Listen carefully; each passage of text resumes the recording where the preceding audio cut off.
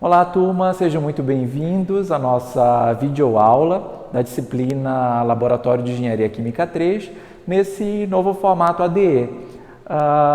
Nessa aula, que é o experimento 5 de vocês, nós vamos aprender a sintonizar um controlador do tipo PID. Basicamente, esse é o objetivo dessa prática, que remete aos estudos da disciplina de análise e controle de processos. Ok? Muito bem.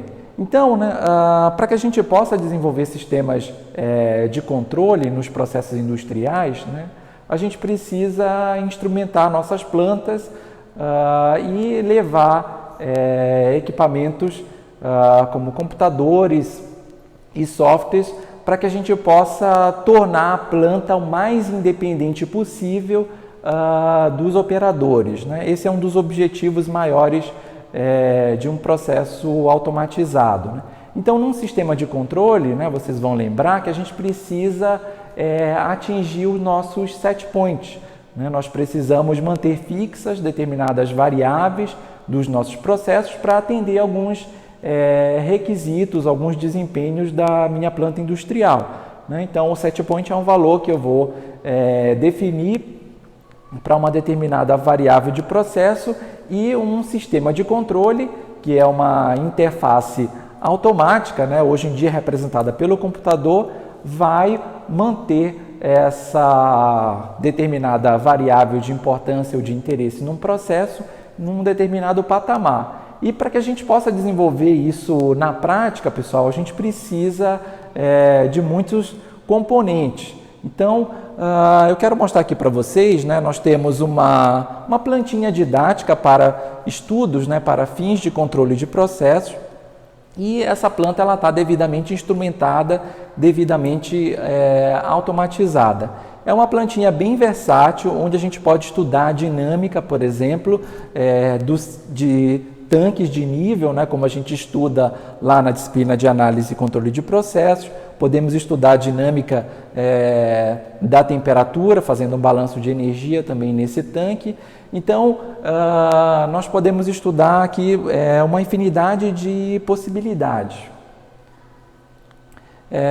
Eu quero mostrar aqui para vocês os componentes dessa planta didática. Então, para que a gente possa implementar isso lá na nossa fábrica, num processo industrial, nós precisamos, enfim, do coração do sistema, que é o processo, que está devidamente instalado lá na minha planta, e para que a gente possa fazer essa independência dos operadores no ambiente de produção, quer dizer, automatizar o meu sistema, eu preciso instalar sensores na minha planta, preciso conectar equipamentos que façam leituras, que façam registro das variáveis, e esses registros são mandados através de cabos de instrumentação para as nossas salas de controle. Então, eu quero mostrar para vocês como funciona esse equipamento, toda a hidrodinâmica aqui da água, todo esse circuito, bem como a sua instrumentação, e aí depois eu vou mostrar para vocês na sequência a interface, ok?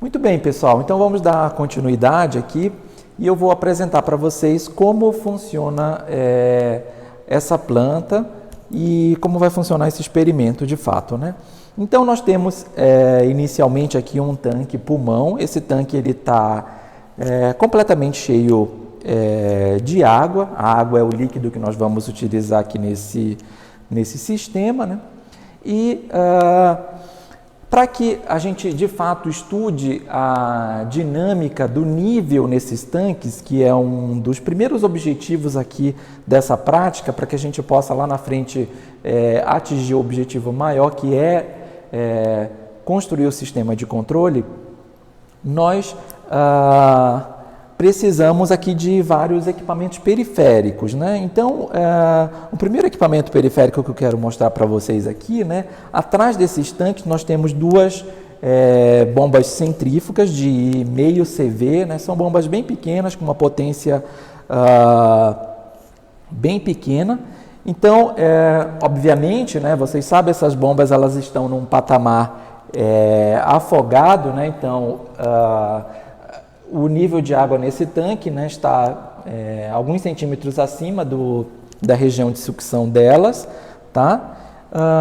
Nós vamos utilizar, pessoal, esse circuito, né, relativo a esse primeiro tanque. Então, vocês estão observando duas bombas, mas nós vamos utilizar apenas uma aqui, que é essa bomba que eu chamo de bomba 1. Né? Então, como funciona aqui a hidrodinâmica desse escoamento de água? Né? Através desse tanque pulmão, essas bombas, né, essa bomba vai capturar essa água através da sua região de sucção aqui embaixo, né, vai jogar para a região de recalque e colocar na entrada desse tanque que fica aqui no topo. Tá? Antes disso, pessoal, nessa passagem, né, a vazão ela precisa ser lida, né, no nosso processo. Então, esse é o primeiro sensor que eu vou mostrar aqui para vocês, que é um sensor de vazão. Né? Esse sensor de vazão ele é muito utilizado, né, nos processos industriais. É um sensor de vazão do tipo turbina.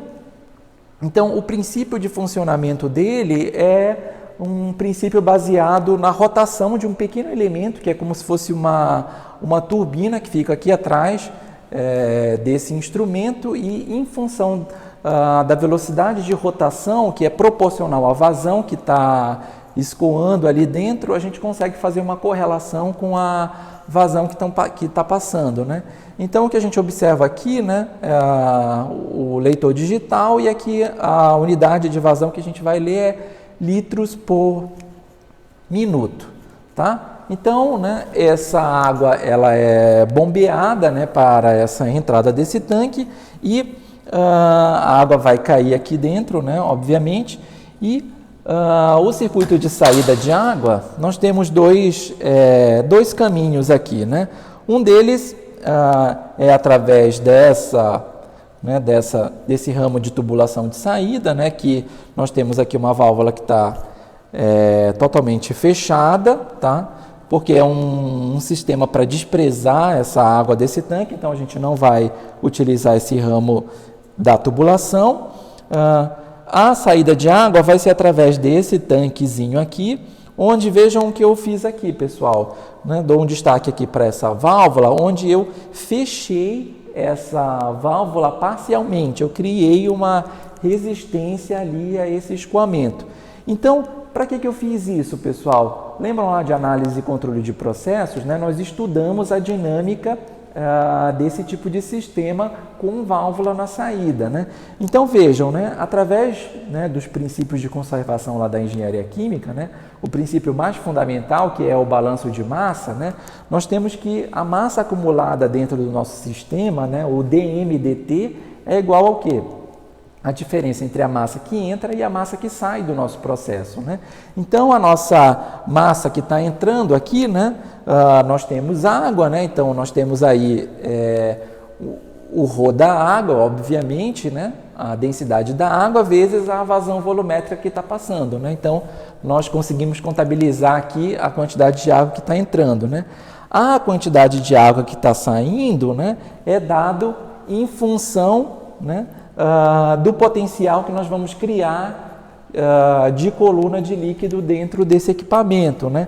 Então, uma vez que eu fechei parcialmente essa válvula, né, a vazão de saída é proporcional, na verdade é inversamente proporcional à resistência que eu crio a esse escoamento. Né? Então, como eu deixei 50% fechada, né, nós de fato vamos provocar aqui um acúmulo de massa no nosso processo, e aí nós vamos observar uma dinâmica de aumento dessa massa aí ao longo do tempo. Né? Isso são conceitos que nós vimos lá no curso de análise e controle de processos.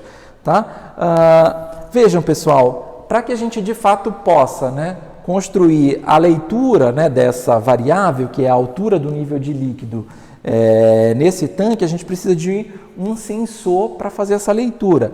E o sensor que faz essa leitura, né, é um sensor de pressão hidrostática que está instalado aqui na base desse tanque. E aí vocês vão lembrar, né, que a pressão hidrostática, né, ela é correlacionada, obviamente, com a altura da coluna de líquido dentro desse tanque, que é correlacionada lá pela lei de Stevens, né? Então, esse sensor ele mede primordialmente a pressão, né, e correlaciona com a altura através do ρGH, que vocês tanto conhecem, né? Então, medindo a pressão, eu tenho o H, o valor da altura desse tanque, tá? Então, vejam, né? Esse é o nosso sensor mais primordial, né, para essa plantinha, né? Todos esses, né, esse sensor aqui, né, na verdade a gente tem dois, né, um em cada tanque, mas como nós vamos utilizar e vamos entender a dinâmica só desse tanque, vamos utilizar apenas esse. A saída desse sensor é um cabo, né, é um cabo de transmissão que vai ser conectado ao computador, né? Então, nós temos aqui um cabo de transmissão de energia, né, que vai fazer a leitura dessas variáveis ali atrás, e essa medida é feita em corrente elétrica, né, que é o sinal padrão de instrumentação, de 4 a 20 mA, né? Então há uma correlação aí nesse instrumento da altura desse tanque, né, primordialmente a pressão, que é correlacionada com a altura, e essa altura é correlacionada com uma corrente elétrica que vai para a minha interface, que daqui a pouco eu vou mostrar ela, e aí a gente vai conseguir comunicar com o computador, ok? Então, né, eu queria mostrar para vocês essa interface, né, de comunicação, né, como é que ela é realizada, né? Ela está contida aqui dentro desse painel de distribuição, né? Então, nós temos primeiramente, né, um sistema de disjuntores, né, onde a gente tem, né, toda a ligação elétrica, né, e a energização desse sistema, tá? E aí eu destaco aqui para vocês, né, o equipamento que faz essa interface, né, do sensor, né, dos sinais de corrente elétrica que vem, né, que saem, né, do meu processo, e eles caminham, né, até esse equipamento que é o nosso CLP, né? Isso vocês já viram na disciplina de automação e instrumentação de processos. Então o CLP é o controle lógico programável, né? É como se fosse um pequeno computadorzinho que faz essa conversa entre, né, os sinais em corrente elétrica que vêm da minha planta, do meu processo, com o computador, tá? Então, esse instrumento, né, a conexão com o computador é através de um cabo de conexão Ethernet, tá? E, veja, nós temos vários compartimentos aqui dentro desse CLP. E aí, num compartimento, nós temos os módulos, que a gente chama de módulos de entrada, onde todos os sensores são armazenados, né? Todos os circuitos são armazenados dentro desse módulo, que a gente chama de entrada, e nós temos um módulo de saída, né? Onde nesse módulo de saída nós temos a interface dos equipamentos, dos atuadores do meu processo com a planta industrial. E aqui nós temos dois atuadores que nós vamos utilizar nessa plantinha, que as duas bombas, como eu mostrei agora há pouco, tá? Nós, de fato, utilizamos como atuadores desse processo, na verdade, né, um inversor de frequência. Então, o inversor de frequência é um equipamento muito utilizado nos processos industriais para a gente controlar a rotação de motores, né, para a gente automatizar a rotação. Então, esse tipo de equipamento consegue inverter as fases, né, dos polos magnéticos do motor, e com isso controlar a rotação. E aí, com mais rotação, mais ou menos rotação, eu consigo mandar mais ou menos vazão para o meu processo, tá? Então, basicamente, isso que nós vamos utilizar aqui em termos de instrumentação para esse processo. Então, uma parte-chave, né, desse nosso sistema aqui é o computador, né? Através do computador é que nós vamos fazer a leitura das nossas variáveis que estão lá sendo avaliadas dentro do meu processo e, obviamente, né, nós vamos conseguir controlar esse sistema, deixar o sistema automatizado utilizando o computador. Tá? Então, para isso, né, nós temos um sistema supervisório que já foi desenvolvido aqui para esse tipo de atividade. Né? Então, ele mostra aqui para a gente uma representação esquemática desse sistema, onde nós fazemos as leituras das variáveis e podemos fazer os devidos acionamentos, ok? E também nós temos aqui a parte relativa ao sistema de controle que nós vamos discutir mais adiante. Muito bem, pessoal. Então vamos analisar aqui a interface, né, do sistema supervisório que faz a comunicação, né, o computador com o CLP e os meus instrumentos e componentes da minha planta, né? Os meus sensores e os meus atuadores. Então, nós temos essa interface, onde vocês podem ver que nós temos diversos experimentos aqui que podem ser realizados do ponto de vista de controle. Como eu disse, essa é uma planta didática bastante versátil, tá? E nós vamos utilizar o sistema de controle de nível. Então, no objetivo dessa prática, nós vamos manter o determinado nível de líquido, né, no caso de água, dentro desse tanque, num determinado patamar, num determinado set point. Tá? E nós vamos realizar isso num primeiro momento com o processo em malha aberta e depois nós vamos automatizar esse sistema, né? Manter o nível de líquido no set point de uma forma automática através de um sistema de controle PID.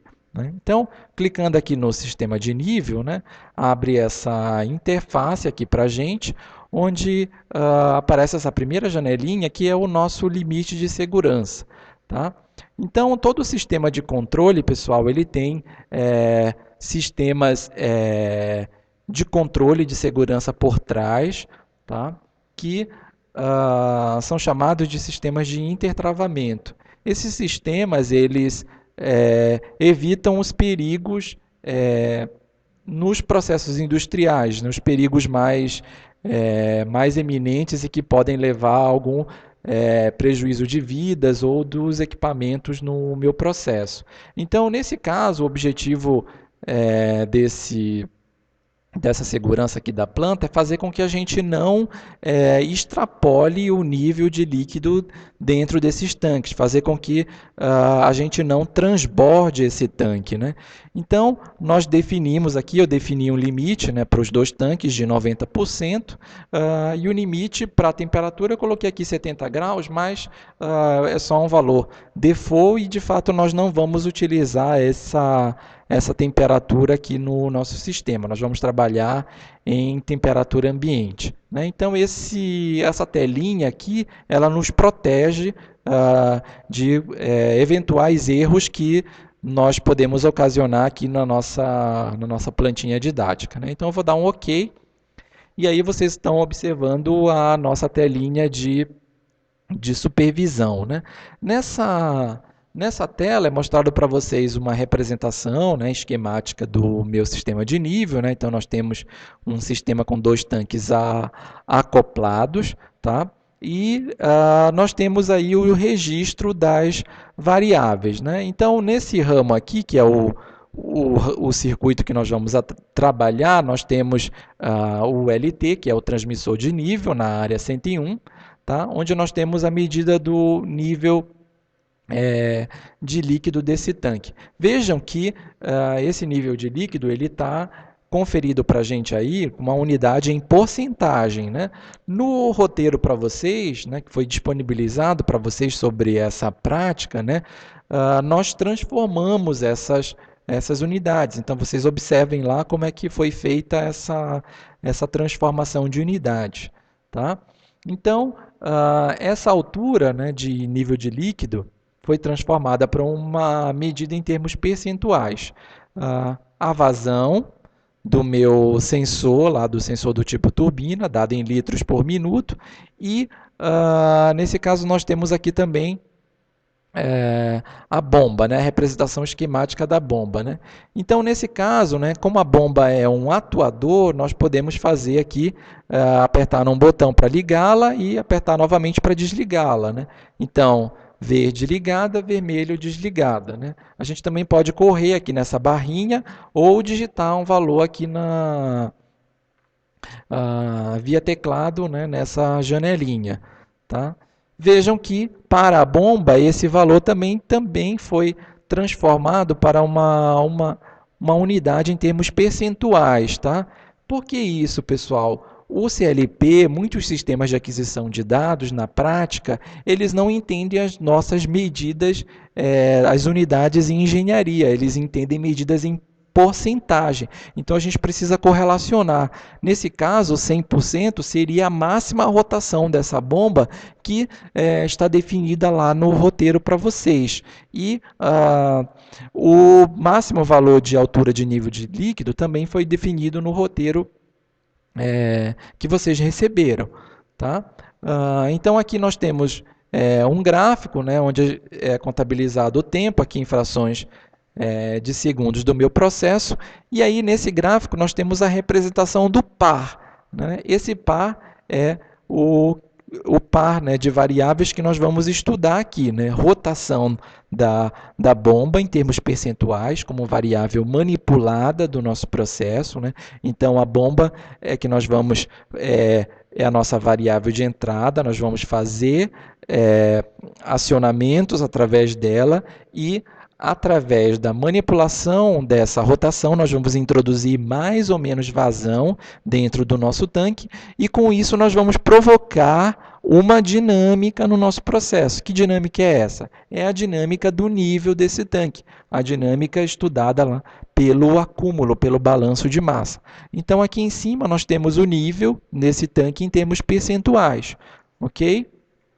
Aqui embaixo nós temos o nosso sisteminha de controle, que é o nosso objetivo projetar. Nós precisamos saber determinar quais são esses parâmetros, né? Que é a constante de ganho proporcional, a constante integral e a constante derivativa. Aqui nós vamos definir o set point para a variável controlada do nosso processo, que é a altura desse tanque. Tá? E aqui nós vamos ter aqui o valor da PV, que é a variável de processo, tá? Que é a mesma variável aqui do transmissor de nível, e nós temos aqui o valor da variável manipulada, que é a rotação da bomba. Ok? Também nós temos um sistema de gravação de dados. Né? Então, todos esses dados, tudo que a gente for fazer aqui na plantinha vai ser gravado para vocês, e aí depois eu vou disponibilizar esses dados para que vocês possam trabalhar em casa e fazer as continhas e estudar, de fato, né, as questões relacionadas aos aspectos de sintonia do controle PID. Bem, pessoal, então vamos dar a partida aqui no nosso experimento. Nesse primeiro momento, nós vamos estudar a dinâmica do primeiro tanque, como a altura está variando ali ao longo do tempo. Então, essa primeira fase, nós estamos com o processo em malha aberta, não estamos controlando o nosso sistema. Então, nós vamos fazer um acionamento da nossa bomba, vamos dar um comando aqui, uma certa porcentagem de rotação, e vamos esperar esse sistema de nível atingir um determinado regime permanente. Tá? Então, eu vou dar aqui um acionamento numa porcentagem de rotação que eu já pré-calculei anteriormente, que é em 35%, e vou dar um comando de ação. Vou ligar também aqui o meu sistema de aquisição de dados. Tá? Então, a bomba já foi acionada. Né? Observem que o acionamento é dado como num formato do tipo degrau, Então, nós temos um tempo aqui que vocês estão observando que não há nenhuma leitura da minha variável, né?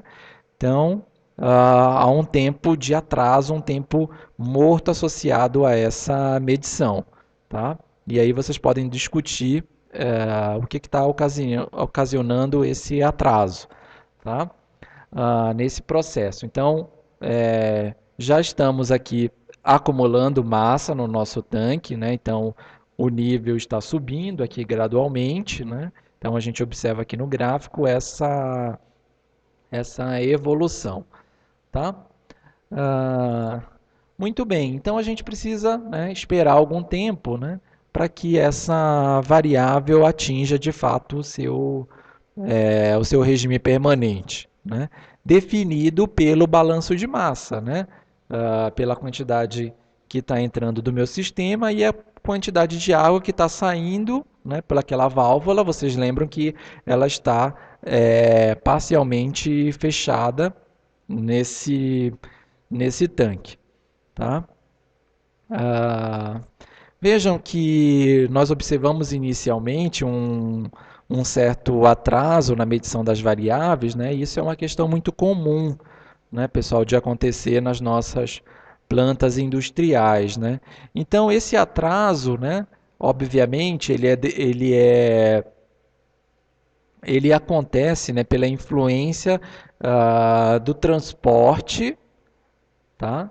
Então, essa água que sai aqui desse tanque, né, vai percorrer todo esse espaço até cair nesse tanque e nós localizamos o sensor, ele está localizado aqui embaixo, né, na base desse tanque, né?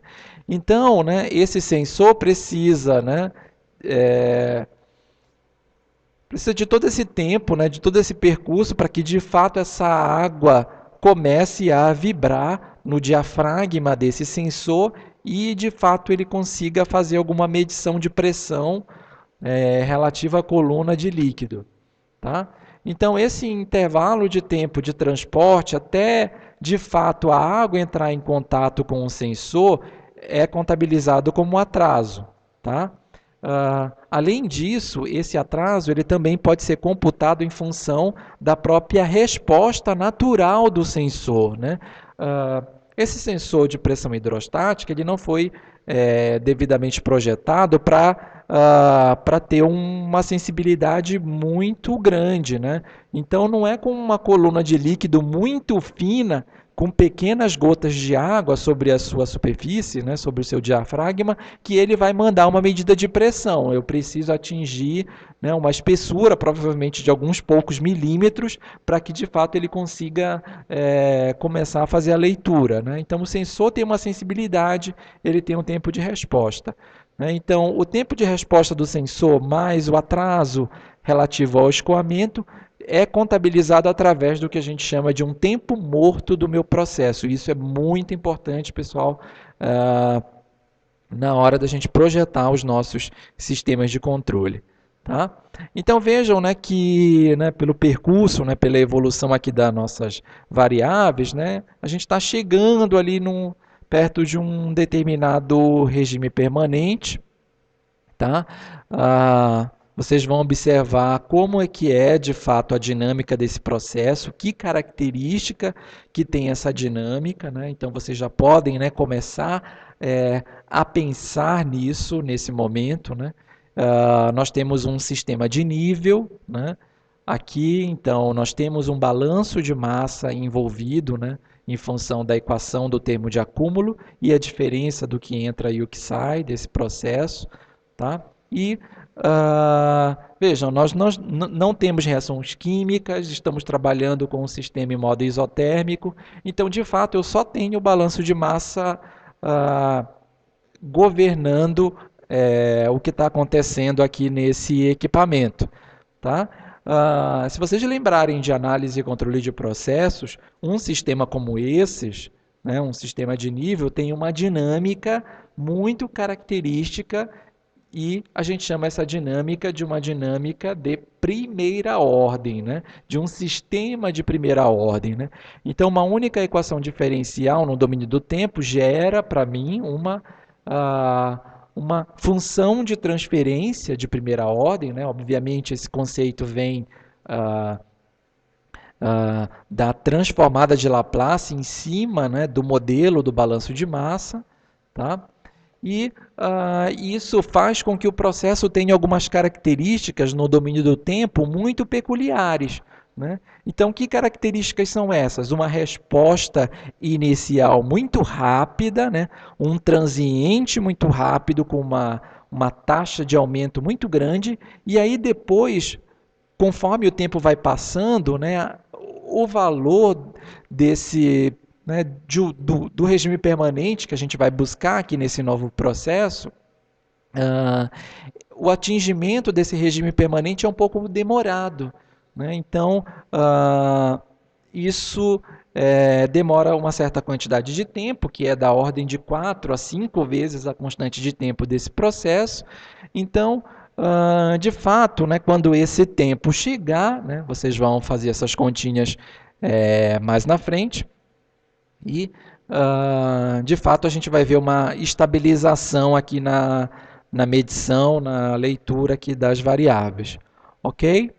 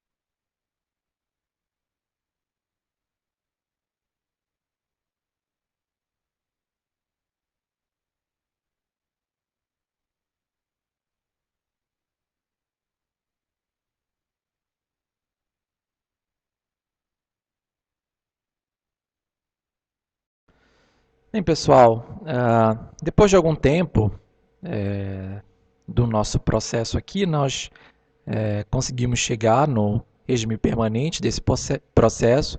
Então, injetei aqui 35% na porcentagem de rotação dessa bomba, entrou uma certa vazão aqui, fixa, né? Como eu tenho uma rotação fixa, está entrando 9,4 litros por minuto no processo, e aí depois de algum tempo nós estabilizamos nosso nível desse sistema em por volta dos 35%, tá? Então esse é o nosso regime permanente inicial para esse processo. Então toda essa massa que está entrando aqui, né, está saindo, né, por aquela válvula de saída que eu mostrei no início, que contém uma certa porcentagem de rotação, que seria a representação, né, definida por essa válvula aqui. Tá? Então, pessoal, o que nós podemos fazer agora, nesse momento, né, para a gente de fato entender aqui a dinâmica desse processo em termos da sua função de transferência, né, nós podemos calcular o ganho desse processo, né, o ganho relativo. Né? E o que é o ganho? Né? É a relação entre a variação final da variável, né, da minha variável controlada, em função, né, da variação que eu provoco em cima da minha variável manipulada. Né? Então, vejam, vamos provocar um pequeno degrau nessa planta, novamente, a partir do seu regime permanente, para que a gente possa computar esse Kp, né, a variação da controlada dividido pela variação da manipulada. Né? Então, eu vou injetar aqui um pequeno degrau na planta com uma amplitude bem baixa, tá? Em geral a gente faz isso, tá? Para fazer identificação, né, da função de transferência desse processo, né, da dinâmica desse processo, e aí esse valor de degrau ele é geralmente baixo para que a gente não retire o processo muito da condição do seu regime permanente, Então, vamos aplicar aqui um degrau, por exemplo, de 38%. Tá?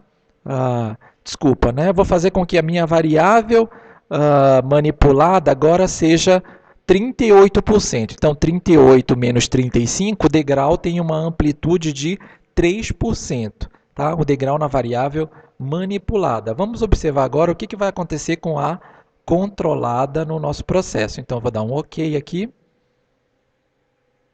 Então, vocês observam que subimos um pouquinho, né, ligeiramente a nossa variável manipulada aqui do nosso processo. E esse tanque está subindo, né? Obviamente tem um pouco mais de massa entrando nesse sistema, tem mais vazão entrando. E nós estamos observando aqui esse acúmulo através da leitura, né, das variáveis dos sensores. Tá? Então, dá para ver aqui essa evolução de uma forma gráfica. Tá?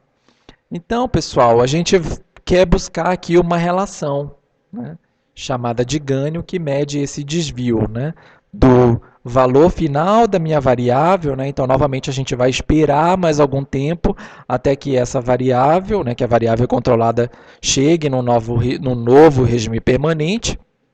E com essa variação da variável de saída em função do degrau que eu apliquei, que nesse caso é 3%, eu consigo calcular o ganho desse meu processo, a constante chamada de ganho, ou Kp, relativo a esse processo. Ok?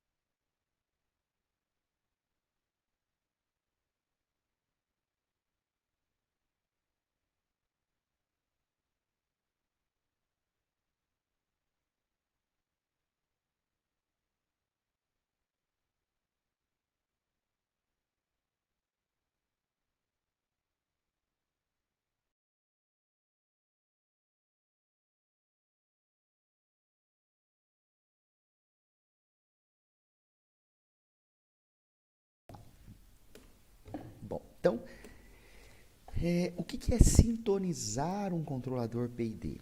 Na verdade, sintonizar um controlador PID significa calcular os parâmetros, né, os parâmetros do controlador PID. Parâmetro proporcional, Kp, o tempo de integral, Ti, e o tempo de derivativo, Td. Então, sintonia significa ajuste, cálculo, obtenção dos parâmetros do controlador PID, Kp, Ti e Td. Tá bem? Então, a gente viu, sem compromisso com o valor dos parâmetros na aula passada, o comportamento do PID.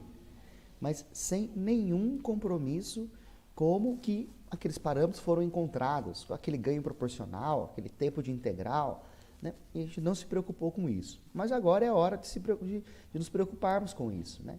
Como que nós encontramos, né, esses parâmetros do controlador PID. Então, na literatura, né, nos livros, né, a gente pode encontrar muitos métodos para sintonia de controladores PID. Né? São vários métodos de sintonia que a gente pode encontrar. Dentre eles, gostaria de destacar alguns, né? Os métodos propostos por Ziegler e Nichols. São os métodos, foi o primeiro método, os dois métodos propostos por eles, desses dois pesquisadores, foi o primeiro método de sintonia que apareceu na literatura, tá certo? É uma história até que interessante, porque eles vendiam equipamento de automação, né? Só que ninguém conseguia sintonizar um PID. Então, eles acabaram criando um método de sintonia, dois na verdade, né? Que é o método da sensibilidade limite e o método da curva de reação. Ou Ziegler-Nichols, malha aberta, é curva de reação, e Ziegler-Nichols, malha fechada, é sensibilidade limite. Tá certo? Eu não gosto muito do termo malha fechada porque ele pode confundir, né? A gente já sabe que o controlador PID só opera em malha fechada. Então, quando eu falo que tem os Ziegler-Nichols de malha aberta, o pessoal pode pensar, opa, quer dizer que o PID então trabalha em malha aberta? Não, não, não. Em hipótese alguma. O controlador PID só opera em malha fechada. Tá certo? Então, a gente pode tratar os Ziegler-Nichols em malha aberta como curva de reação e malha fechada como sensibilidade limite. Depois tem outros dois métodos também muito interessantes, muito utilizados na prática, que é a sintonia por resposta em frequência e a sintonia pelo lugar das raízes, que também nós vamos abordar aqui. Então, hoje, o objetivo é o método de Ziegler-Nichols da sensibilidade limite, ou método de Ziegler-Nichols em malha fechada. Então, nós vamos estudar esse método essa semana. Nas próximas semanas, malha aberta, resposta em frequência, lugar das raízes, né? Serão os temas das nossas próximas aulas. Bom, legal. Então, quando eu insiro um controlador PID, tá certo? Claro que o controlador PID só opera em malha fechada. Quando eu insiro um controlador PID, o que eu tenho? Né? Em malha fechada, o sistema dinâmico vai se comportar dessa forma. Né? Então, vamos imaginar que é a velocidade de um carro. Então, o carro acelera, né? Vamos supor que aqui seja 80 km por hora, a velocidade desejada. Acelera, tem um overshooting, que é natural, em função do termo integral, e claro, dos parâmetros escolhidos, polos complexos conjugados geram uma oscilação no transitório, tá certo? E depois ele acomoda sem erro em regime permanente. Então essa, né, é o comportamento típico de um sistema, né, dinâmico controlado por um controlador PID. Tá certo? E o que é importante aqui? Aqui é importante o máximo pico, que é o C, né? Aqui a gente costuma tratar em porcentagem, né? Por exemplo, máximo pico de overshoot de 10%. Significa que ele passou 10% acima do desejado. Se for 80, aqui a gente pode dizer que 88 km por hora, tá certo? E aí depois ele vai acomodando até em um determinado tempo de acomodação, né? Eu tenho um sistema sem erro em regime permanente, tá certo? Bom, então quando eu tenho um controlador PID, né, o sistema dinâmico se comporta desta forma, né? Então, eu vou ter um overshoot e depois ele vai acomodando. Tá?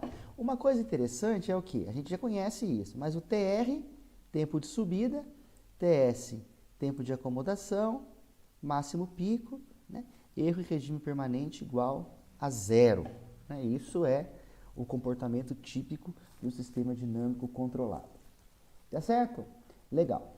Bom, então, quando eu faço a sintonia ou o cálculo dos parâmetros P e D, KP, TI e TD, KP, TI, TD, tá certo? Eu tenho um comportamento assim, né? Dessa forma aqui. Quando eu opto pelo método de Ziegler-Nichols, então é um método que a gente chama de agressivo, ou seja, esse máximo pico, ele é um pouco exagerado, né? Então a gente diz que quando a gente sintoniza ou calcula, né, os ganhos do controlador P e D pelos métodos de Ziegler-Nichols, eu tenho uma sintonia agressiva, né, cujo critério de desempenho vai ser um fator de decaimento de 1/4. Ou seja, fator de decaimento de 1/4. Ou seja, o segundo pico aqui da oscilação, esse pico chamado aqui de A, ele vai ser 1/4 de amplitude do pico C. Então, eu posso dizer que o A, a amplitude do A, que é o segundo pico, vai ser a amplitude do C dividido por 4. Isso é o que a gente chama de critério de desempenho, um fator de decaimento de 1/4. Ou seja, imagina o primeiro pico grande, o segundo já é bem menor, 4 vezes menor, né? Ou seja, já está próximo do regime permanente, tá certo? Já praticamente já não tem mais overshoot, porque é esse 4 vezes menor. Então, quando a gente trabalha com os métodos de sintonia de Ziegler-Nichols, o critério de desempenho é um fator de decaimento de 1/4. Ou seja, o segundo pico A é 1/4 do pico C. Tá bem? Certinho? Então, tem outros métodos de sintonia, no caso, que o critério de desempenho não é esse. Eu posso escolher o máximo pico, escolher o tempo de acomodação, e aí então eu calculo os parâmetros do P e D. Tá certo? Então, nesse caso aqui, a gente não calcula, nos métodos de Ziegler-Nichols, principalmente da sensibilidade limite, a gente não sabe qual vai ser o overshoot. A gente sabe que o segundo pico, o pico A, tem uma amplitude 4 vezes menor que o pico C. Ou seja, o critério de desempenho é um fator de decaimento de 1/4. Tá certo? Legal. Bom, e como que a gente vai encontrar os parâmetros do controlador P e D pelo método de Ziegler-Nichols em malha fechada ou Ziegler-Nichols da sensibilidade limite, né, que é o nome correto, o nome adequado. Então, olha só, eu vou ter o meu sistema dinâmico aqui, claro, a sua função de transferência, tá bem? Legal. Eu vou inserir um ganho na malha de controle, que é essa malha aqui que a gente chama de malha de controle. Eu vou inserir um ganho, um amplificador, um ganho K, né, algo simples. Também poderia falar que seria só um proporcional, né, porque K é proporcional ao erro. Vou inserir um ganho K e vou aumentando este ganho K até o sistema apresentar uma oscilação sustentada, ou seja, o comportamento da saída vai ser uma oscilação que não vai decrescendo, né? Uma oscilação sustentada com a amplitude padrão, né? A gente não vai decaindo, porque o normal é, né, quando eu tenho um P e D, ele vai oscilar, mas vai entrar em regime. Na estabilidade marginal, no limite da estabilidade, eu tenho uma oscilação que a gente chama de sustentada, ou seja, a amplitude não vai diminuindo ao longo do tempo. Apesar do desenho não estar muito bom aqui, né? Mas ela não vai caindo ao longo do tempo. Bom, aí, no limite da estabilidade, que a gente chama de estabilidade marginal, ou na estabilidade crítica, que é o momento em que os polos estão em cima do eixo imaginário, tá certo? Os polos estão em cima do eixo imaginário, alguma coisa assim, né? Alguma coisa assim, um polo aqui, tá bem? Em cima do eixo imaginário, o comportamento do sistema é esse, né? Começa a oscilar de maneira sustentada. E aí, a partir do ganho que levou o sistema para essa condição, chamada de K crítico, e a partir do período de oscilação, que a gente pode ver aqui, isso aqui é o período de oscilação. Então, eu tenho ganho K que levou o sistema para essa condição. Vou olhar o período de oscilação. Aí eu vou ter o que a gente chama de K crítico e de P crítico. Tá certo? Então, eu tenho essas duas informações. O ganho que levou o sistema para essa condição e o período de oscilação desse sistema. A partir do P crítico, período crítico, e do ganho K crítico, eu consigo calcular KP, TI e TD, né? São os ganhos do controlador PID, tá certo? Então, a partir do ganho K crítico e do período P crítico, eu calculo os ganhos do controlador PID, KP, TI e TD, tá certo? Então, dá até para fazer experimentalmente ou usando simulação. Eu vou aumentando esse ganho proporcional, né? E aí, a partir do valor do ganho que leva o sistema para a oscilação sustentada e a partir do período de oscilação, eu calculo os ganhos do meu controlador PID. Tá certo? E aí, claro, eu já havia falado, usando esse método que aqui eu descrevi, como que vai ser o comportamento do sistema controlado? Assim, né? Ele vai ter um fator de decaimento de 1/4, ou seja, o segundo pico denominado aqui A vai ser 4 vezes menor do que o pico C, tá certo? Com isso, eu tenho o que a gente chama de fator de decaimento de 1/4, tá? A amplitude do segundo pico é 4 vezes menor que a amplitude do primeiro pico.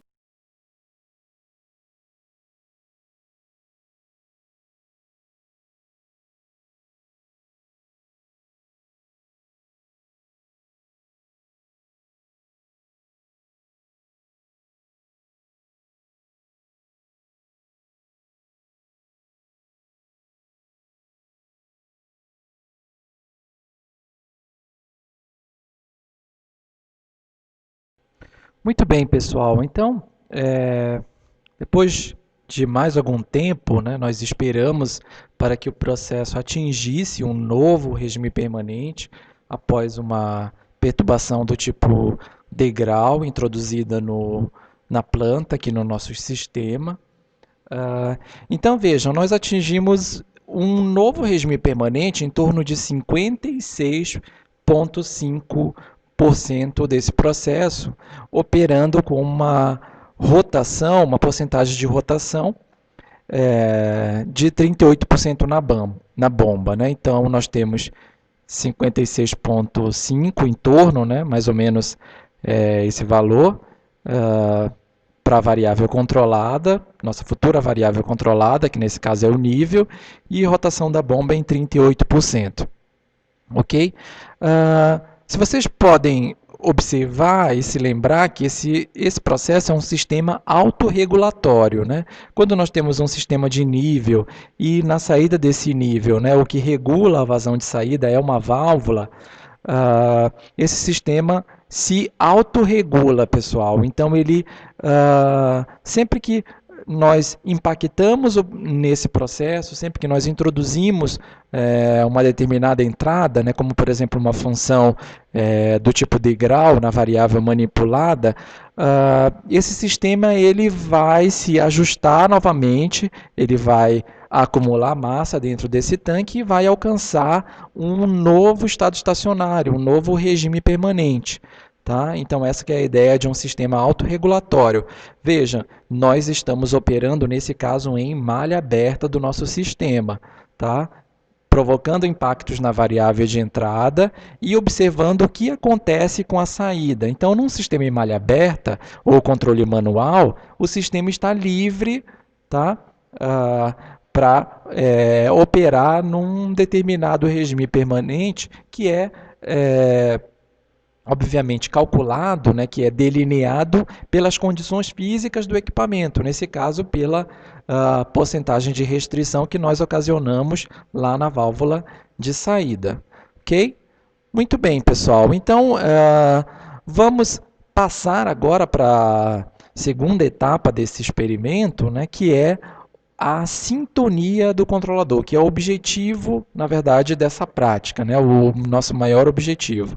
Nós precisamos determinar as 3 constantes de sintonia do controlador PID. E a gente faz isso utilizando como ponto de partida sempre o nosso regime permanente, que nesse caso é 56.5.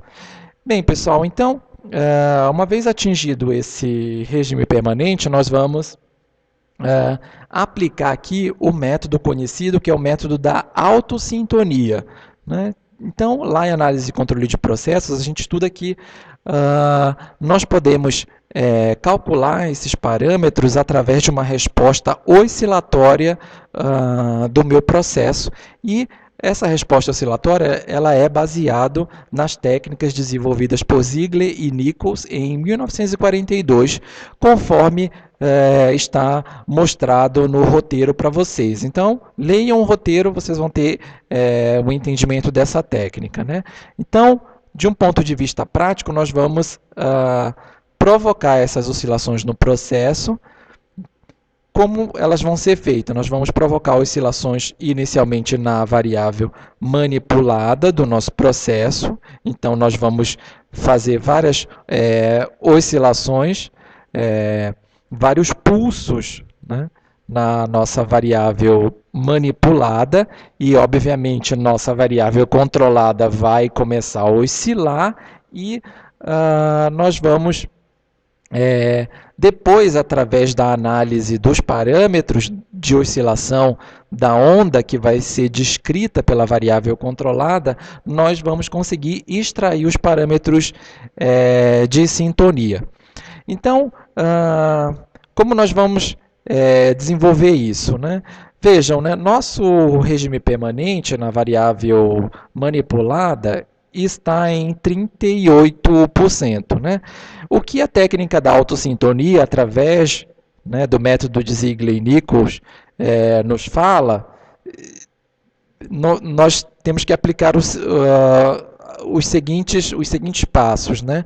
Nós temos que aplicar perturbações sustentadas dentro da variável manipulada do processo. Né? Então, nós vamos dar pequenos pulsos com uma amplitude definida.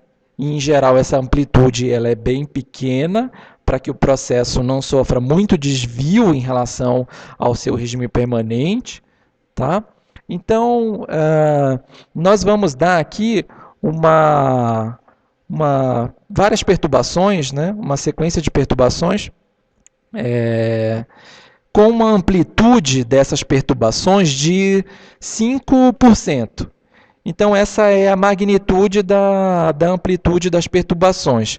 Então, nós vamos perturbar acima e abaixo do regime permanente. Nós vamos aumentar e vamos diminuir a rotação da bomba de 5%. Né? E esse 5% é um 5% total, tá, pessoal? Então, nós estamos aqui em 38%, vamos aumentar a rotação da bomba para 43%. E aí, depois de algum instante, nós vamos diminuir a rotação da bomba para um outro patamar de regime permanente, que é 33%, que, na verdade, é 38% do regime permanente menos 5%. Então, vejam que para cima e para baixo, eu estou com o mesmo degrau de 5% na minha variável manipulada do meu processo. E aí, vejam, pessoal, nossa variável controlada, desculpa, vai começar a oscilar, e essa oscilação, para a gente, nesse método, ela não vai ser uma oscilação totalmente livre, né? Nós vamos definir um certo patamar para essa oscilação. Essa é uma característica do método da autossintonia. O método de Ziegler-Nichols inicial, ele não define o patamar de oscilação, tá? Por questões de segurança, nesse caso, a autossintonia é um método muito mais eficiente. A gente também introduz aí um patamar de oscilação para tentar pegar as características dinâmicas desse processo. Então, vejam, definido o patamar de oscilação de 5% para a variável manipulada, nós vamos definir também um patamar para a variável controlada. E aí a gente vai definir também esse mesmo patamar de 5% para tentar fazer com que a variável controlada não se desvie muito do seu set point. Então vejam, pessoal, como é o funcionamento disso, né? Toda vez que a variável controlada subir até um determinado patamar, nesse caso nós estamos em 56,5, né? Vamos aumentar aqui a rotação da bomba, né? Vai começar a subir e nós vamos, nesse momento, quando chegar em torno de 61,5, que é 5% acima do nosso regime permanente, nós vamos reduzir a vazão da bomba para um patamar de 51,5%, que é 5% a menos do nosso regime permanente, na variável controlada. Então, vamos fazer isso na prática para que vocês, de fato, entendam o que está acontecendo, né? Então, vejam só, né? Eu vou aumentar aqui 5%, né? Vou colocar a minha rotação da bomba em 43%. Então, vejam, né? A dinâmica do meu tanque começa a subir, tá? E aí, eu vou esperar até chegar em 61,5% para que, de fato, eu faça uma redução aqui na minha variável manipulada. Então, já chegou, ok. Né? Então, eu posso voltar aqui para o patamar de 43% na variável manipulada. Então, a minha controlada agora está numa outra dinâmica, né? Eu vou agora baixar aqui, né, essa dinâmica da altura do meu tanque, né, a dinâmica de nível. Então, quando chegar em 51,5%, pessoal, eu vou aumentar novamente a rotação. Então, eu vou inspecionar isso aqui.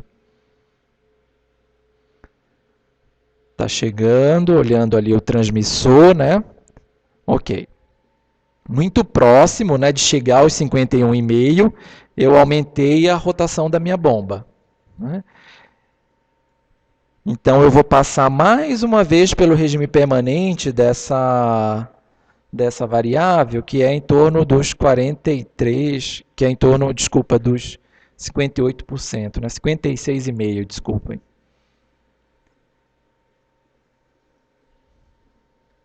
Então, ó, 33%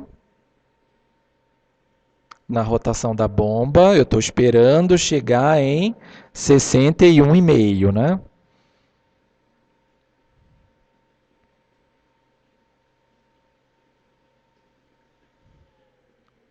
Passou um pouquinho.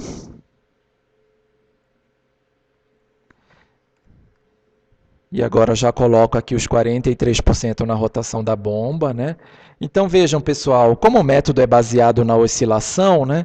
Esse pico, né? Esse segundo pico quer dizer que eu já fiz uma oscilação, tá? Nós vamos fazer umas 3 oscilações para pegar uns parâmetros médios aqui dessa onda, né? Então, novamente, né, estamos esperando a variável controlada chegar aos 51,5%, para que, de fato, a gente dê um novo pulso, né? Chegou. Vejam que é razoavelmente rápido, né, o intervalo de tempo em que isso ocorre.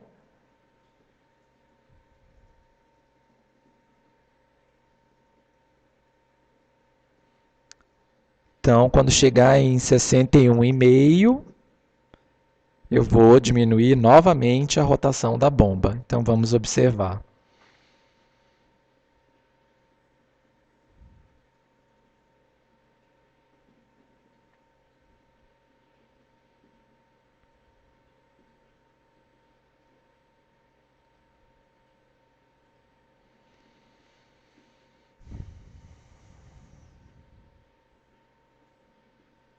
Ok.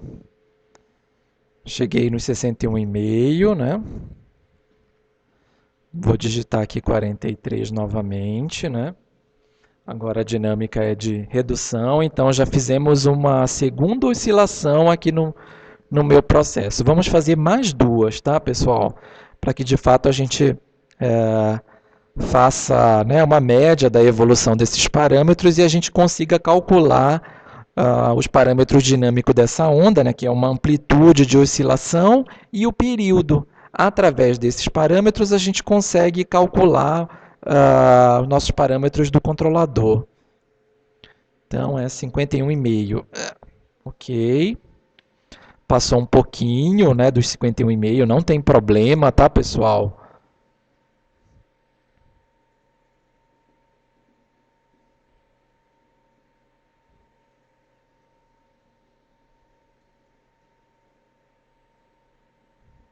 Então, vou digitar novamente aqui 33% e vou esperar chegar em 61,5, né?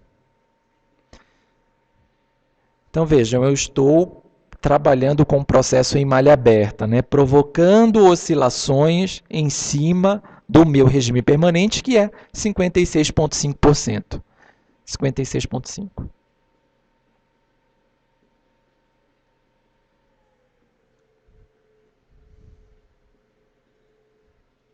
Então, já fizemos uma terceira oscilação.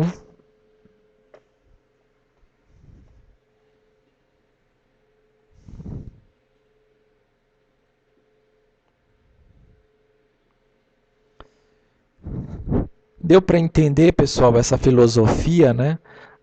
Na autossintonia, a gente provoca essas oscilações. O operador, sentado na sala de controle, faz essas perturbações no processo para obter uma onda, tá? Nesse caso, a gente vai ver como é que é o formato dessa onda aí, né?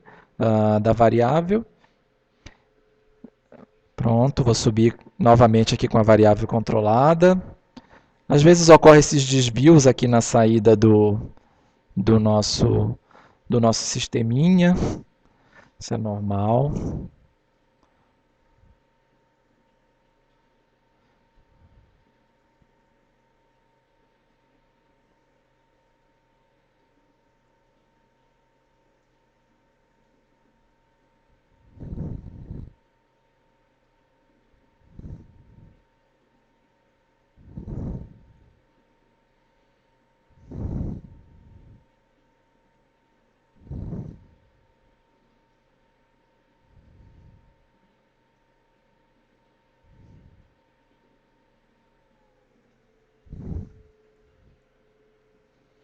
Fizemos uma quarta oscilação. Vamos fazer só mais uma, tá?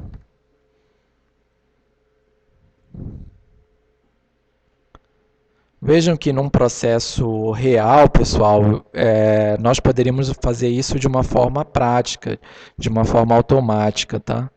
Então dá para construir uma lógicazinha e esse degrau ser construído de uma forma automática, né? Esses pulsos, essas oscilações. E por isso o método tem esse nome de autossintonia. Nesse caso, a gente está fazendo aqui manualmente. Então, ok. Muito bem, pessoal. Então, nós conseguimos obter aqui essas por volta de 5 oscilações para que de fato a gente estude agora nessa próxima fase como a gente obtém os parâmetros desse processo através dessa técnica que a gente chama de autossintonia, que está descrita em detalhes para vocês no roteiro, ok?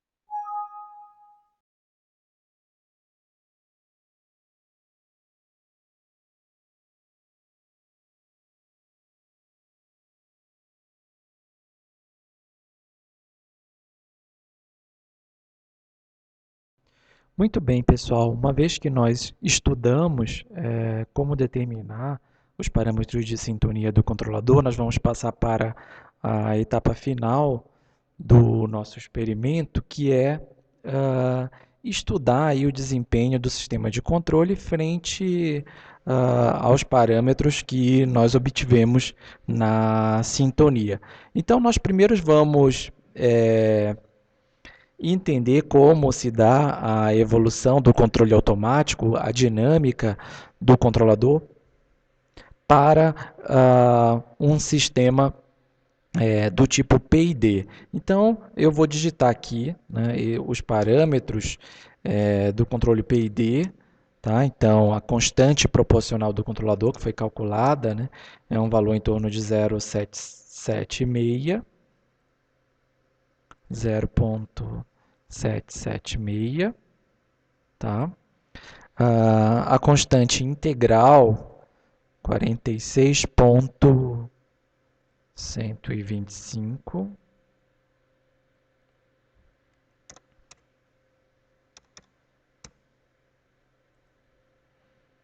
E a constante derivativa, 11,53, tá bom? Muito bem. A equação de sintonia do PID ela está embutida nessa caixinha. Tá?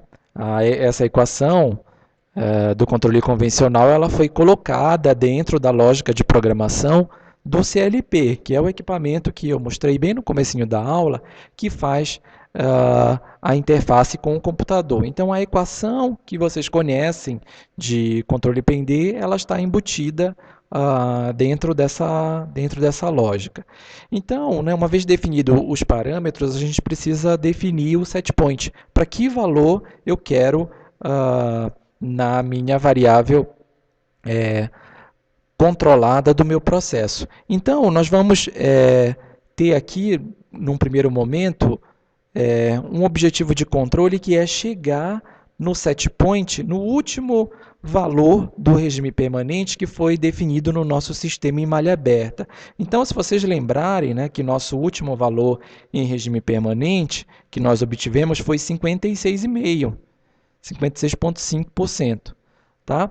Então, o que nós vamos fazer? Nós vamos religar esse sistema de aquisição de dados, só que no modo automático, no modo ON. Então, quer dizer que a equação do PID ela vai começar a ser utilizada para fazer as contas de controle, para fazer as ações de controle. Então, a gente vai observar a bomba regulando a rotação de uma forma automática até chegar no valor de 56,5%, e aí a gente vai discutindo algumas questões que vão aparecendo em termos de atuação e comportamento das variáveis.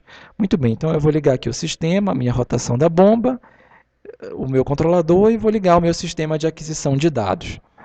Tá? Então, num primeiro momento, né, a gente percebe aqui que a rotação da bomba está sendo aumentada, uma determinada taxa aqui de evolução, né? Então, né, esse período, né, esse transiente do processo acaba sendo um pouquinho mais demorado, né, em relação ao processo da malha aberta, como nós observamos inicialmente, tá? Então, nós temos um tempo morto associado, né, à variável. Vejam, né? Começou a ter nível dentro do tanque, o controle começou a calcular de fato as ações de controle, né? Então o nível do tanque está subindo, tá? E o meu sistema, né? A minha equaçãozinha de P&D, ela está começando, né? Ela está trabalhando aí, né? E o que a gente pode observar dessa atuação, né? Vocês estão visualizando aqui que parece um comportamento do tipo dente de serra, né? A vazão está sendo aumentada e diminuída gradativamente, tá? Nesse período que a gente chama de um período mais transiente aí do meu processo, né? Vamos observar o que vai ocorrer mais para frente, né? Então, nosso objetivo, pessoal, é chegar no 56,5% no nosso sistema de controle. Tá dando para observar que a atuação, né, ela tá ficando um pouco mais estável, né, vamos dizer assim, né? Essa intensidade de oscilação na variável manipulada, ela está reduzindo, né? Então, conforme eu vou me aproximando do meu set point, né, conforme eu vou me aproximando do meu regime permanente, o meu controle vai ficando um pouco menos agressivo, né? E, pessoal, essa agressividade que ocorre no início, no transiente do meu processo, vejam, né?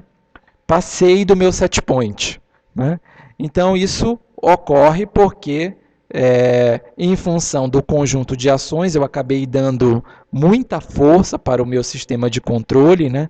O ganho proporcional está um pouquinho elevado, a constante integral tem um certo valor, e a constante derivativa, nesse caso aqui, para esse tipo de sintonia, ela não está calculada de uma forma muito bem ajustada, né?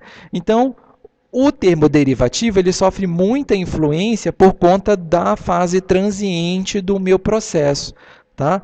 Então vejam, né? Uma vez que eu vou saindo dessa região transiente e vou me aproximando do meu regime permanente, a influência dessa parcela, né, ela vai sendo cada vez menor, né? Porque a derivada no regime transiente ela é nula.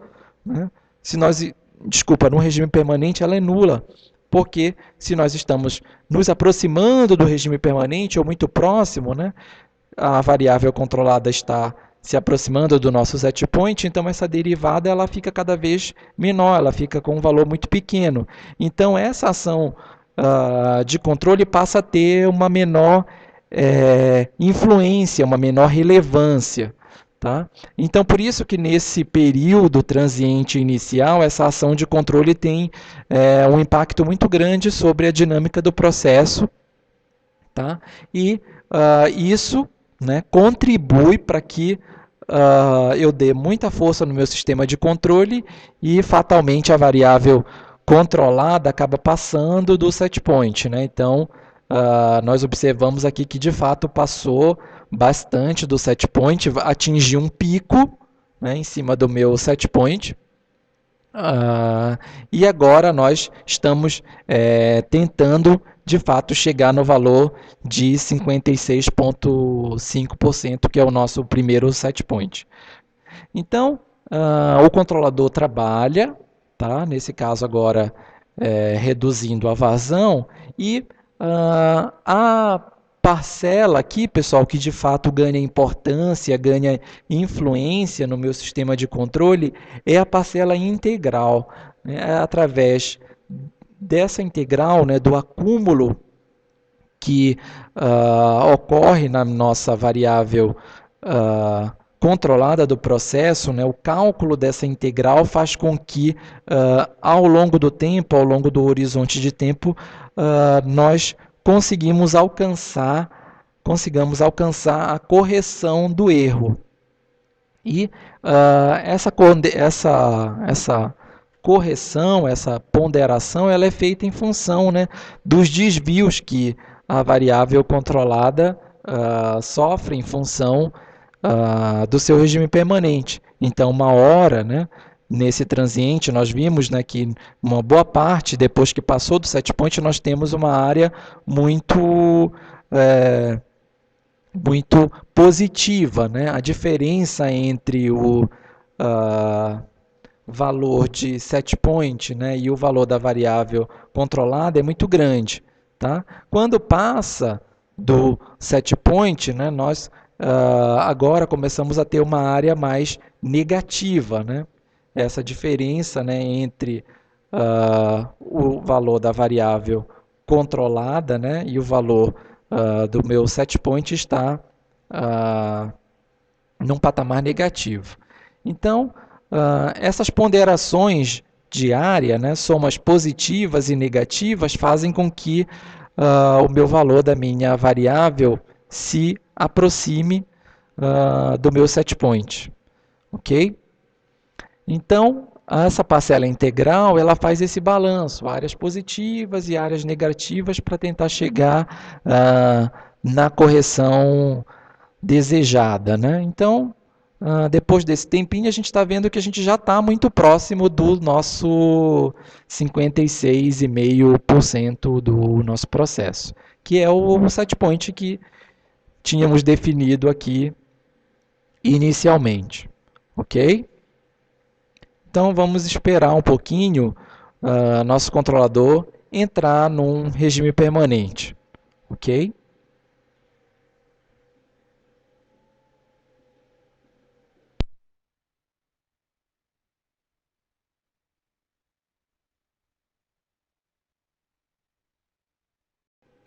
Muito bem, pessoal. Passado alguns instantes, estamos no nosso regime permanente agora sobre o sistema de controle. Então, pessoal, uma coisa que vocês podem observar, né, é que se nós calcularmos o tempo, né, do instante em que nós levamos, né, para calcular, para chegar nesse regime permanente de 56,5 em relação ao processo controlado e a sua comparação com um sistema sem controle, com o controle manual, essa continha vocês podem fazer, tá? Isso dá para perceber que no sistema de controle nós conseguimos alcançar esse valor de uma forma muito mais rápida quando comparado ao modo manual, ok? Então daria para fazer essa continha, né, do tempo que leva para alcançar o regime permanente de 56,5 no modo controlado e o tempo que leva para alcançar esse mesmo valor no modo manual. Tá?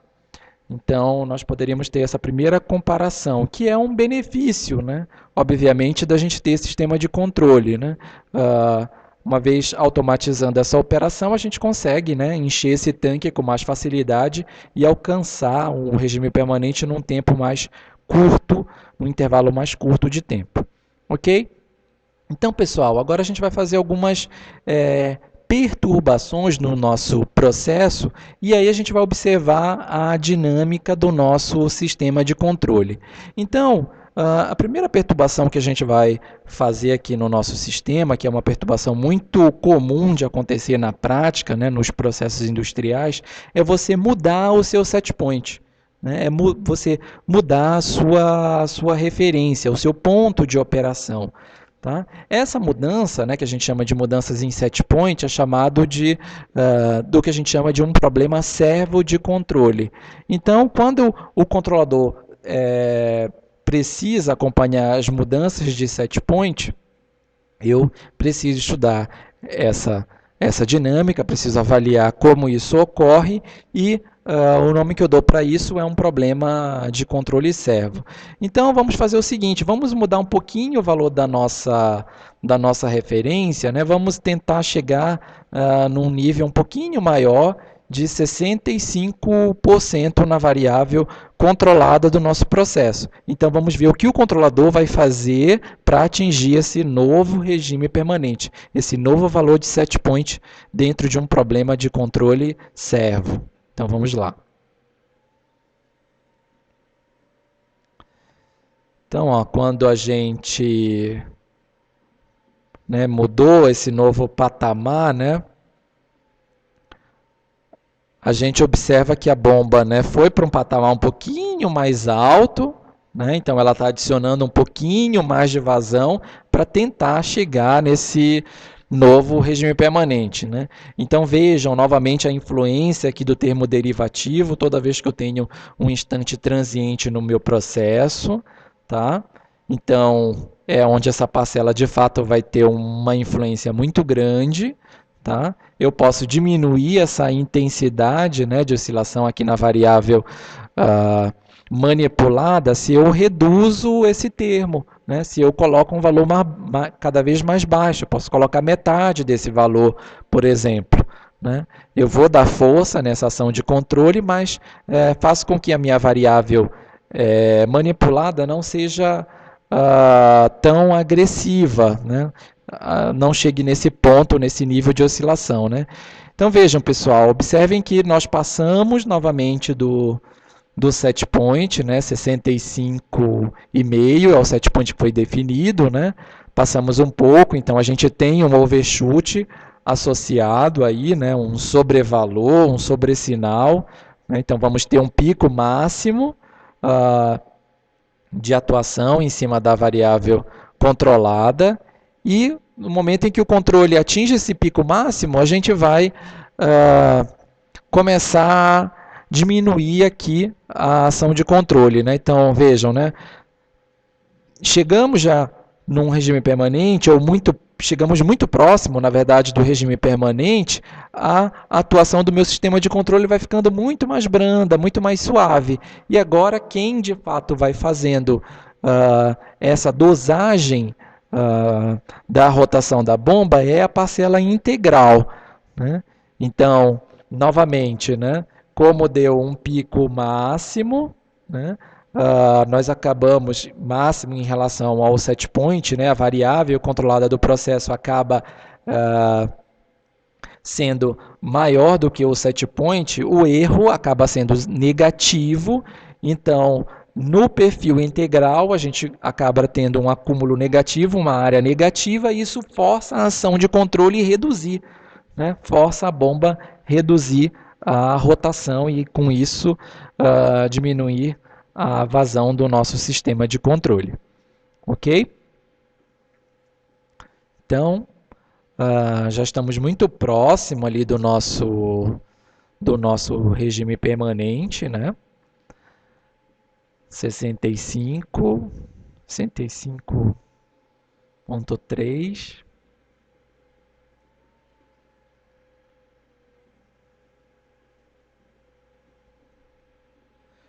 Então, quando eu estou, né, já em cima do regime permanente, a minha ação derivativa não é mais calculada, ela é zero. Quando eu estou em cima do regime permanente, a minha ação integral ela é mantida num valor constante, né, porque a minha área sobre a curva, né, do erro acaba ficando constante, tá? Então eu tenho uma ação integral constante e eu tenho aí a parcela proporcional sendo calculada apenas, né? Em cima do regime permanente. Tá? Então, já estamos muito próximo, né? Chegamos no regime permanente.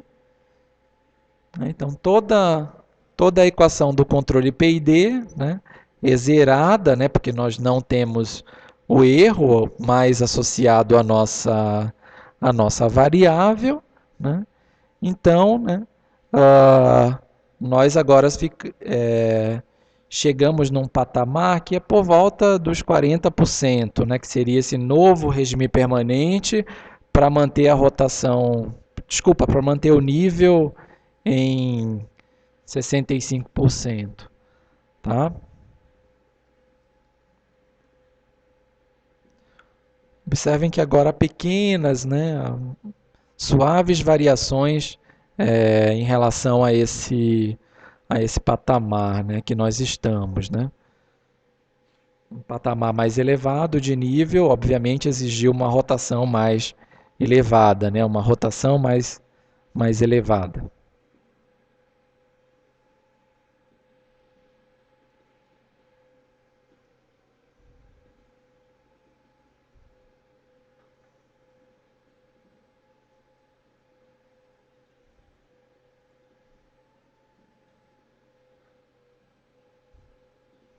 Então vamos aguardar mais uns instantes, até a gente alcançar um novo regime permanente, aí a gente vai fazer mais perturbações no nosso sistema de controle.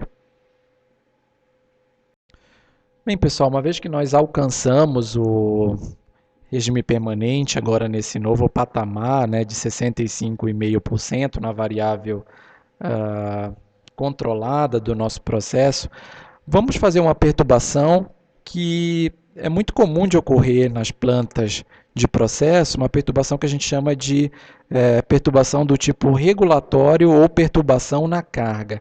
Então, o que eu vou fazer aqui, pessoal? Eu vou abrir também parcialmente essa válvula de comunicação entre esses instantes. Tá? Obviamente, vocês não vão ver isso, mas eu fazendo isso fisicamente, mas vocês vão observar o efeito que isso tem no nosso sistema de controle, né? Então eu vou abrir parcialmente essa válvula de comunicação aqui entre esses tanques, né? Então, se eu abro essa válvula, observem que o meu sistema começa a esvaziar, né? Então, o meu tanque vai perdendo massa, obviamente, para esse segundo tanque aqui, e volta a cair aqui dentro do sistema pulmão, tá? E a bomba volta a colocar aqui nesse sistema, né? Então, o que o controle fez, né? Sentiu a diminuição em relação ao set point, né? Então, agora a gente começa a ter um erro positivo em cima da variável, então a ação tem um efeito positivo sobre a variável manipulada do nosso processo. Então, a gente aumenta a ação de controle. Tá? Então, vejam, né? Vai cair, né, o nível até um patamar mínimo, tá? Até um valor mínimo, e nesse ponto de mínimo, nós vamos alcançar uma rotação de máximo na bomba, até que, ao longo do tempo, né, esse efeito vai ser compensado. Tá? Nós vamos continuar aqui adicionando água, né? A água continua a entrar no nosso sistema, tentando restabelecer essa perturbação que foi provocada aqui no nosso processo. Tá?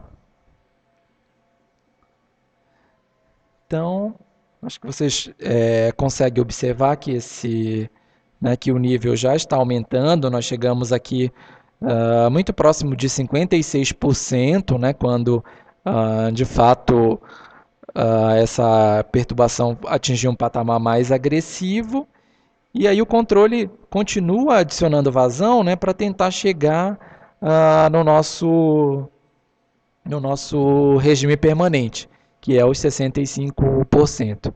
Então, pessoal, esse tipo de situação, né, que simularia o fato de eu estar mandando, né, esse conteúdo aqui dentro desse tanque para um determinado ponto lá da minha fábrica, né, ocorre muito frequentemente nas plantas de processo, né?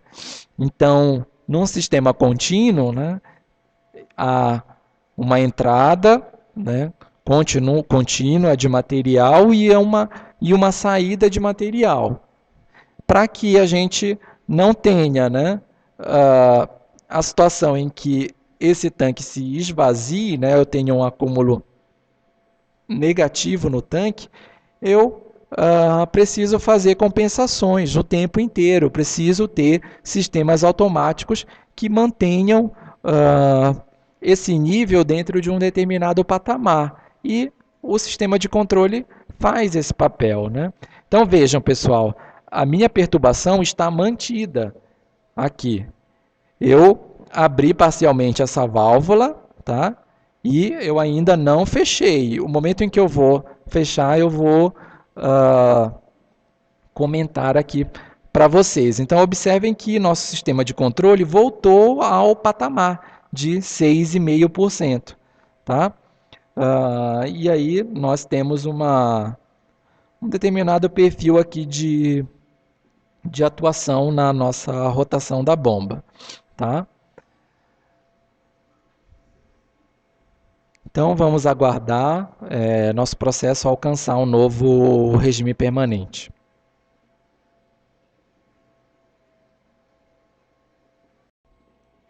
Muito bem, pessoal. Estamos aqui no nosso regime permanente desse sistema de controle, atuando sobre um problema do tipo regulatório. Então eu vou voltar à válvula de comunicação entre os tanques para o patamar completamente fechado, tá? Então vamos observar na tela o que vai ocorrer.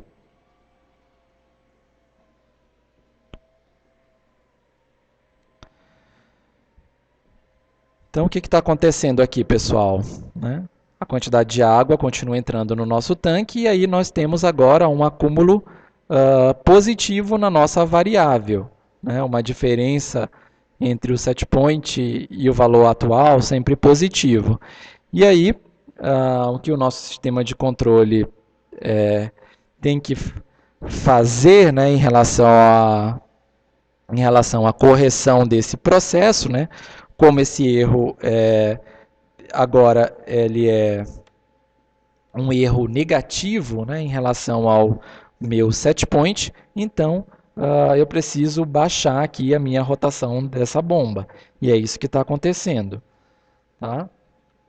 Então, novamente, né, dá para ver aqui que o comportamento é um pouquinho mais agressivo, existem algumas oscilações na variável manipulada do nosso processo, né, por influência do termo da ação integral. Tá?